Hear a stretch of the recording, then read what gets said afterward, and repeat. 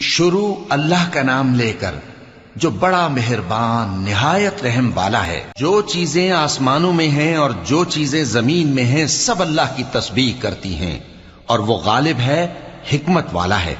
वही तो है जिसने कुफ्फार अहले किताब को पहली लश्करकशी पर ही उनके घरों से निकाल दिया।